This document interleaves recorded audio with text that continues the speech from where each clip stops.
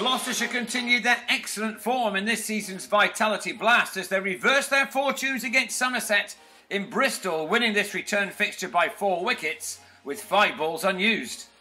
The match was reduced to 11 overs per side and Gloucestershire decided to chase, watching Stephen Davis take 2 fours off the opening over, while Johan Myberg struck the first maximum of the match to end the second.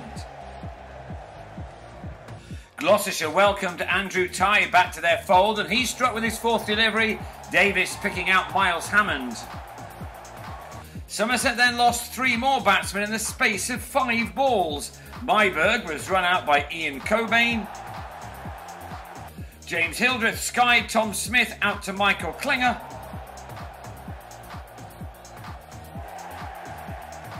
Before the spinner then bowled Peter Trigo's next ball for figures of 2 for 2 from his opening over, the 5th of the innings. After 6 with only 5 to go, the total had limped along to 48 for 4, and so some clean hitting was needed from Corey Anderson and Lewis Gregory in a Smith over that this time went for 19 runs. Gregory fell for 19, Ryan Higgins holding on off David Payne to have Somerset on 78 for 5 with 3 overs remaining. The Australians, Tye and Klinger, then joined forces to remove Tom Abel for a first ball duck, leaving it to Anderson to finish off the innings brightly with 2 much needed maximums, which took his team to a final score of 114 for 8. 31 runs came off the last 2 overs, the last including the wicket of Roelof van der Merwe, as Tye ended with figures of 3 for 24 from his allotted 3 overs. Craig Overton was the last man out, Gareth Roderick with some quick thinking. Gloucestershire going into the break then, the happier of the 2 teams, even though they had to chase down a total at more than 10 runs per over. How cricket has changed. And they needed only 3 balls to start their reply with a maximum, Klinger going after Craig Overton.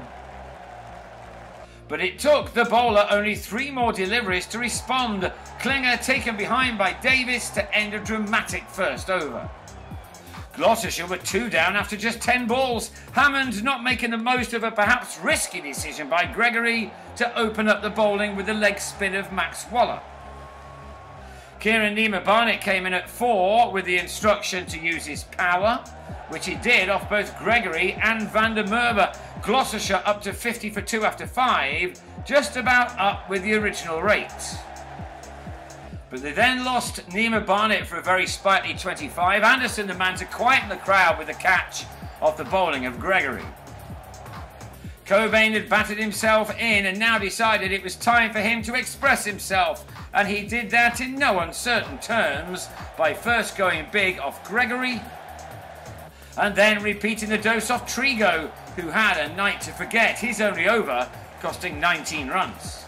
Higgins also going big off the experienced all-rounder. These 2 batsmen now bringing the target down to 36 from the final 4 overs.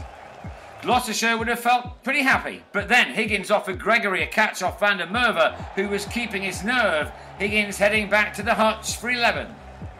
So the game is now tailor-made for Jack Taylor, a man whose reputation as a big hitter is growing fast.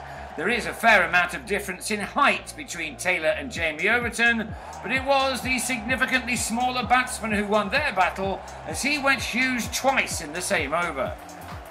Taylor made 19 off just 7 balls, the kind of cameo which makes such a difference in these kind of rain-affected games. Jamie Overton exacting his revenge as Taylor picked out Anderson. 13 runs now left to get from 2 overs.